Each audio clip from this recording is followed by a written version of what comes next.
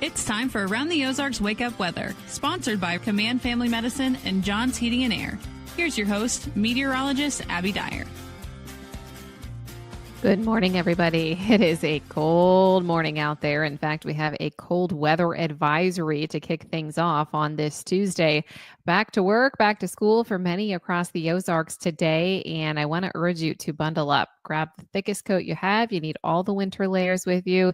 You can't even skip out on gloves and a hat for the kiddos. It's too cold to be outside for any duration of time without all that protective gear covering any exposed skin. Temperatures this morning anywhere from 0 to 5 across the Ozarks as of 5 o'clock in the morning, and it's not going to get a whole lot better through the course of the afternoon.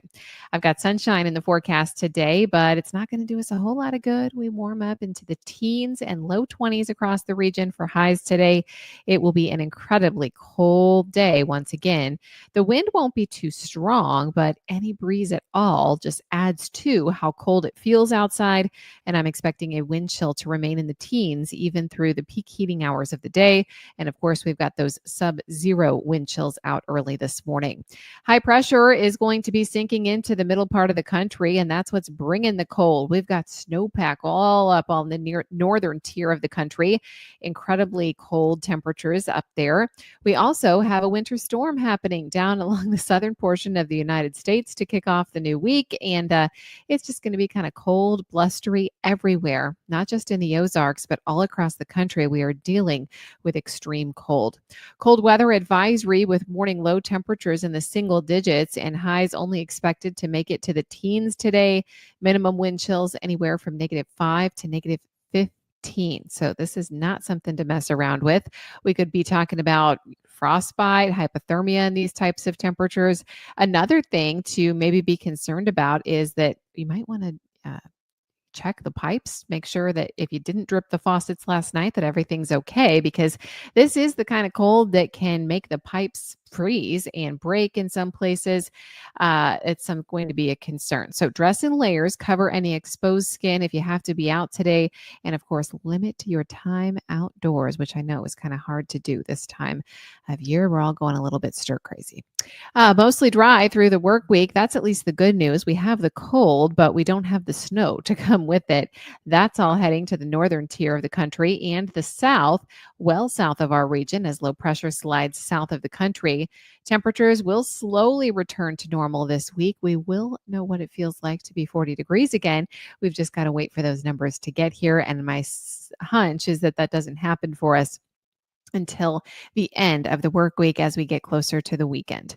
Today, highs are going to be really cold, teens and 20s. It's better tomorrow with highs back into the 30s, lows still well below freezing tonight, but it'll at least be in the 20s tomorrow morning when we wake up. Lows stay fairly cold for us all week long, but high temperatures get better. We could be back into the low 40s on Thursday. I think we're in the 40s on Friday, and we could even see some 50s in the forecast by the weekend. Another cold front, though, will knock our temperatures down probably again on Sunday. And there's at least a 25% chance for rain returning for us both Saturday and Sunday. At this point, that does look like it will fall as rain as the warmer temperatures are in place. So there's some good news for us, too. Around the country, it is another active week. In fact, there are cold weather headlines in about 43 of the lower 48 states. Yeah, we're not alone in this cold snap. It's out there for everybody across the country. Also of concern this week, the Santa Ana winds, they increase again. This means incredibly critical fire weather conditions picking up again for Southern California. And we also have this rare winter storm bringing heavy snow, sleet, and freezing rain to the Gulf Coast. Unusual for our friends down south to get this type of wintry weather, and they're not quite equipped to handle it like some of us in the Midwest and the northern states. So things may be shut down a little bit on the Gulf Coast as they deal with some heavy snow, which isn't often the case. If they get snow at all, it's typically not adding up, and we're talking 6 to 8 inches across parts of Louisiana, which is really a rare winter storm. All right, it's time for the Around the Ozarks Wake Up Weather Brain Twister trivia question for the day. Which U.S. president gave the longest inaugural speech in history? Do you think it was A, Donald Trump, B, Joe Biden, C, William Harrison, or D, Martin Van Buren?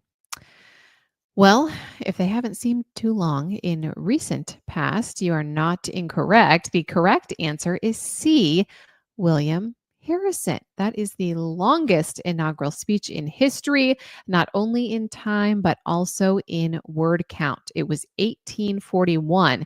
His speech was the longest, clocking in at 8,460 words and taking him an hour and 45 minutes to deliver that speech on a particularly blustery day that was not moved indoors. He died exactly 1 month into his presidency of pneumonia, the result of the cold many believed were being caught outside on the day of his swearing in. I don't know. That's never been proven. It's just kind of what folks were speculating. His speech was nearly 3,000 words longer than the runner up, William Taft, who incidentally was the only person who has both taken and administered the presidential oath. If you are curious about other long speeches, Harrison and Taft top the list. James Polk also had a rather long speech.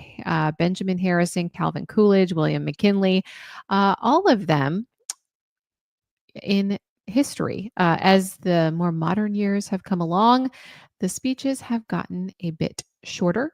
If you are curious, President Trump's speech yesterday was just 2,885 words, quite a bit shorter than William Harrison's 8,460. But congrats. If C was your guess, William Harrison still has the longest inaugural speech in history. Here's your question that I'll leave you with for tomorrow. 50-50 shot for you. True or false? It cannot snow if the temperature is above freezing. Do you think that is true or false? You can let me know your guess. That's at aroundtheozarks.com. Thank you so much for listening this morning. I hope everybody stays warm today. Thank you to our sponsors, John's Heating and Air. Very important job to heat all of these homes on this blustery cold day, and Command Family Medicine to deal with the illnesses coming with the winter season. Thank you to our sponsors, and thank you for listening early this morning. I'll be back to chat with you tomorrow. Stay warm today, friends. We are under that cold weather advisory until noon today with highs in the teens and 20s.